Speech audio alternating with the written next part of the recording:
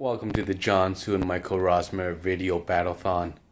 Today's topic, I thought I'd talk about something that I haven't seen many videos on, and it has to do with failure. But more importantly, it's the preparation for failure is more difficult than the actual dealing of failure. You know, you hear a lot of people talk about, how failure's bad and it's so difficult. And what I found actually is when dealing with failure, the most difficult part is the mental and emotional preparation for fail. So think about it. The last time when you had something really big or important that you were trying to do, and you're going back and forth between, can I do this? Will I do this? Oh, will this work? And it's not working. It's the same thoughts looping over and over and over, and you just keep trying and trying and trying. When you eventually get to a point where you realize that it's not going to work out, you're not going to succeed. And I think that is the most difficult part in failure, is that mental preparation, that mental acknowledgement that it's not going to work out. When I think back in my life, two of the biggest failures that I can recall, one was when I first started investing in real estate, and then the market turned, and I had a whole bunch of investors to tell that our real estate investment has, went belly up and we're screwed. Right? I remember exactly where I was. I was downtown at Zanari's eating a sandwich, and for some reason I just couldn't eat it. I felt sick. I felt anxiety in my stomach. And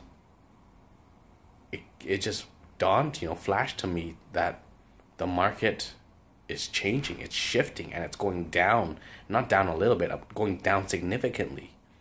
And the biggest and most difficult part was to accept that reality, that shit's going down and shit's screwed, and there's going to be a lot of people who are going to be disappointed, and it's not going to work out.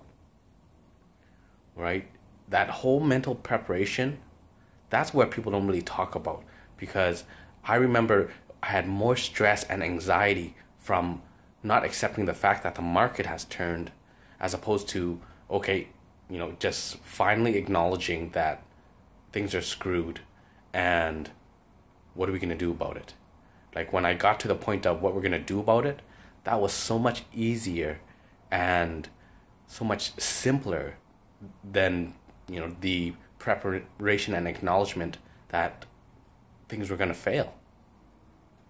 So really, this goes back to helping people deal with failure.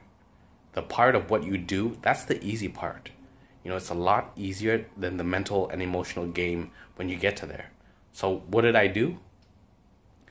I guess the first thing about failure I wanted to make clear is you never take longer or stay in something longer than you need to, and you never quit earlier than you're supposed to.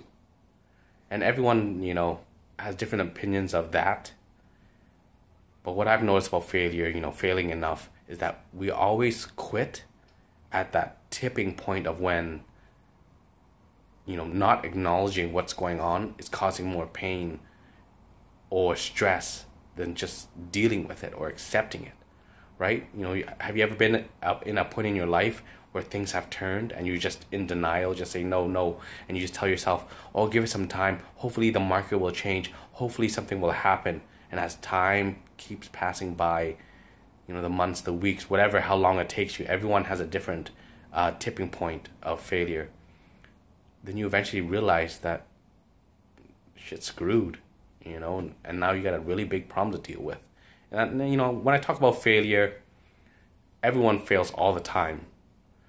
But to have those really big failures that cause a lot of stress or even, massive turning points in something, say maybe it's a failed marriage, or maybe you've studied to be a doctor for 7 years and you fail that test. Or maybe you're in a relationship for a long time and you've been contemplating on leaving for many years. And then you just hit that tipping point where you just, have a real moment of honesty with yourself. The shit's screwed. So going back to that is, you'll be there no longer and no shorter than you need to be.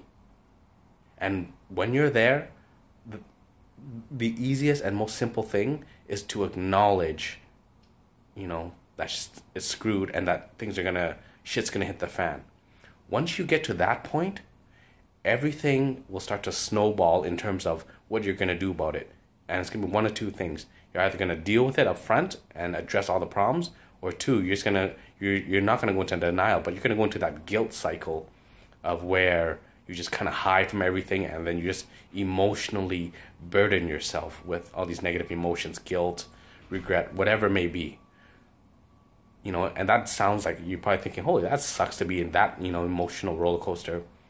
But let me tell you, and those that have been through failure, being engulfed in negative emotions, being taken over, by those things is a lot better than should I, shouldn't I, no, it's not happening, right?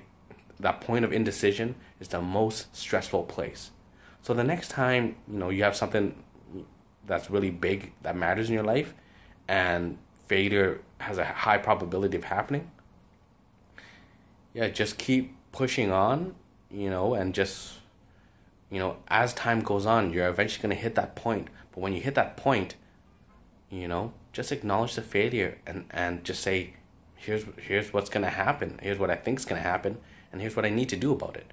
Or at least acknowledge that it's going to fail and let the emotions run its cycle. Because when the emotions, sadness, depression, whatever it may be, runs its cycle, it eventually hits a rock bottom where once you hit that rock bottom, that's when you take action to change things, right? It's always those big bad things, in life that we don't want to deal with, but there's always a certain rock bottom for everybody that once they hit it, boom, they trigger some sort of action that creates, different results that at least get things moving. Because there's nothing worse than having the same shit over and over and over, and you feel paralyzed and you feel trapped, you feel strangled by it because nothing's changing, right? But once you engage in everything and things, start to change, and you start to at least see different things happening in your life, that's progress. It might not feel like progress, but it's definitely progress. So yeah, that's my 2 cents on really the mental preparation for failure is much more difficult than the actual dealing with failure and actually taking action. That's the easiest part of failure. And just hopefully you find this video helpful, and if you feel like sharing it or liking my video Battleathon page, inspired by Gary Vaynerchuk with Michael Rosmer, please share the video and like the video. Thank you.